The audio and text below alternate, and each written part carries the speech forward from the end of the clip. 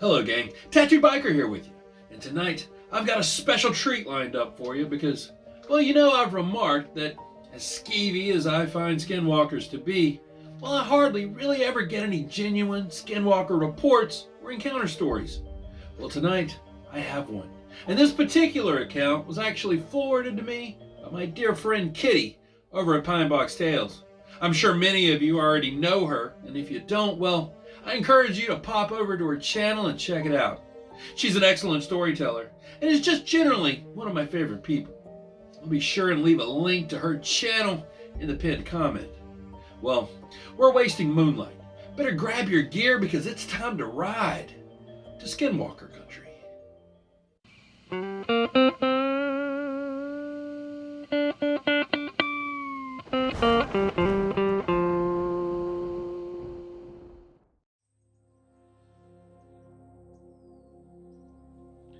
Hello, my name is Terry, and when I was just 7 years old, my mom told me that we had to go live with Grandpa for a while. She explained that he was old and needed help. I believe that he was about 84 at the time, and his health was starting to decline. My mom was worried about him, but he still got around pretty good. This move wasn't much fun for a child of my age. Grandpa's house was on a dead-end street, and there were no other kids on that street. There were several other homes and some woods behind those homes, and there were some big electrical towers. And I was always told to never go past the first tower. That was my boundary, as Mom and Grandpa could see me from the window as long as I didn't go any further. I would spend my days just running around the yard, making believe that I was a cowboy or a sheriff.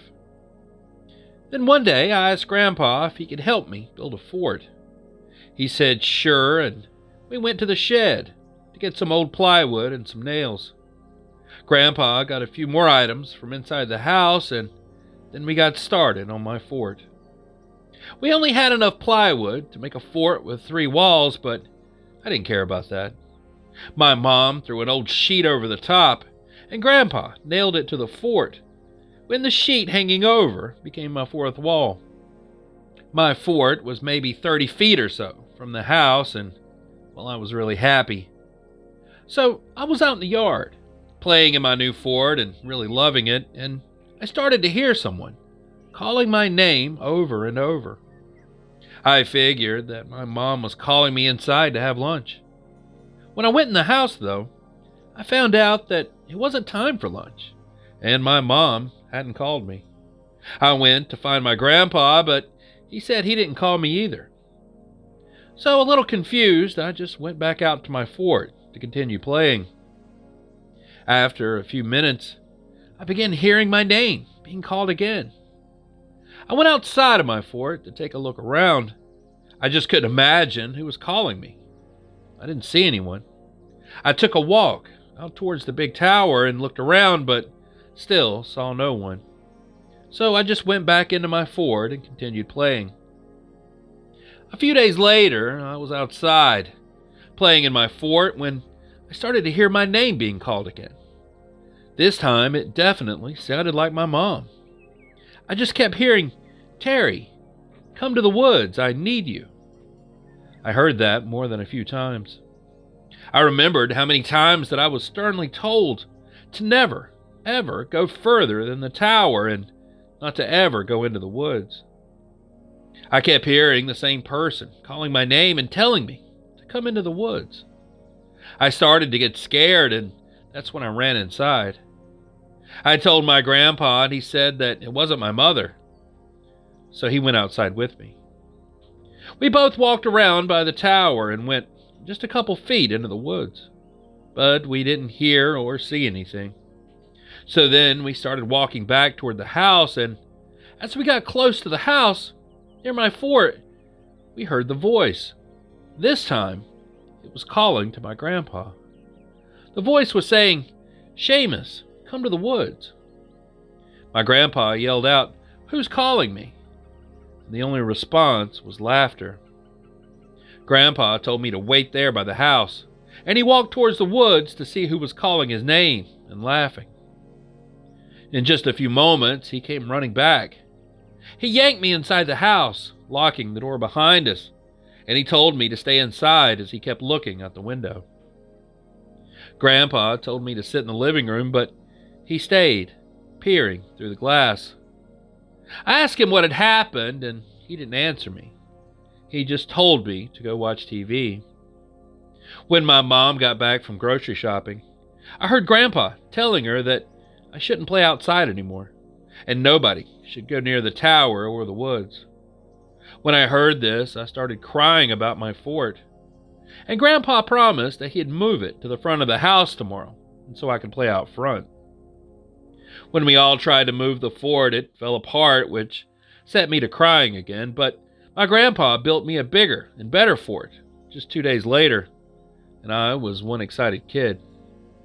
I played in my fort, but within a few days, I began hearing that voice calling me again. This time, I knew it wasn't my mom, but I didn't know who it was. I walked around the side of the house, and that's when I saw it. The thing that would give me many nightmares in the years to come. It was a deer, but this deer had no head. In place of a head was just a skull, an empty skull. I screamed bloody murder, and my mom came running. She saw it, screamed, and then she picked me up and ran into the house with me in her arms. My mom and Grandpa had long talks after that, and I was told to play in my room or just watch TV. Eventually, they told me that I couldn't play outside anymore. They said it wasn't safe right now, and I was completely heartbroken. A few nights later, I was sleeping in my room when I was awoken by some noise outside of my window. And that's when I heard the voice. It was calling me to open the window or come outside.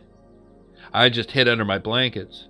I knew that it had to be that thing with the skull head. And it continued to bang outside the window.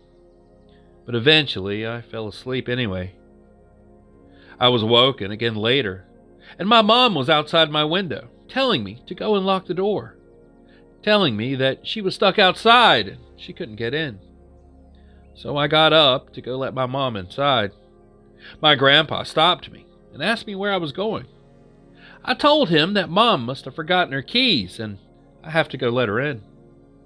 Just as I was about to unlock the door, both Grandpa and my mom ran up and put their hands against the door. And that's when something hit that door hard from the other side. I now understood that it wasn't my mom, and I was terrified. And then I heard the voice calling my mom, saying, "Jane, it's Mom. Let me in." Now, my mom's mother had died when I was just a baby, and again we heard banging against the door. Grandpa and Mom pushed the couch and a big table in front of that door, and the three of us slept in Grandpa's room that night, and every night for weeks to come. And a few weeks went by and everything was quiet. Mom and I eventually went back to sleeping in our own rooms. The second night that I was back in my room, we all heard this loud crashing sound outside the house. Mom came to my room to check on me, and then we heard Grandpa screaming, "Oh my God! Oh my God!" And then we heard glass breaking.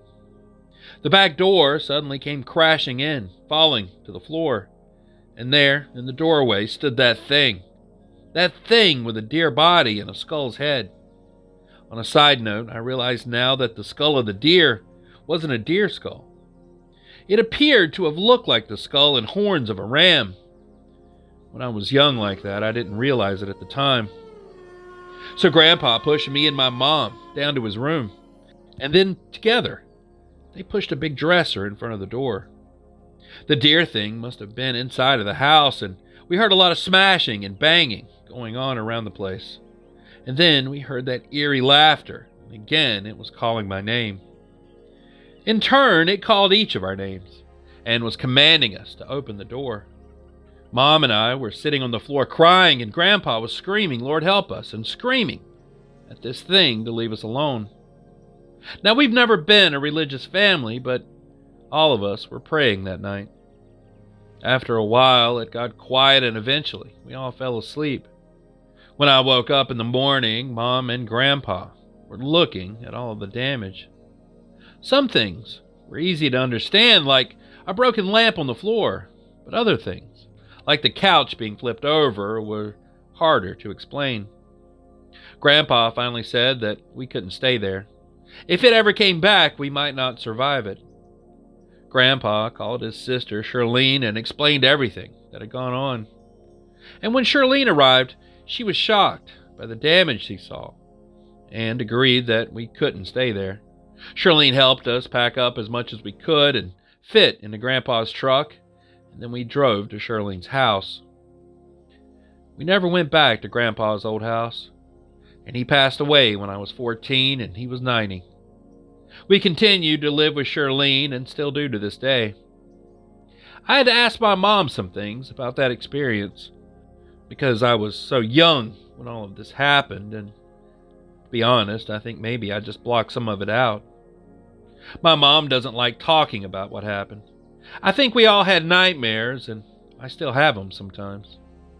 Mom told me that Shirlene had Grandpa's house knocked down and that land now just sits vacant.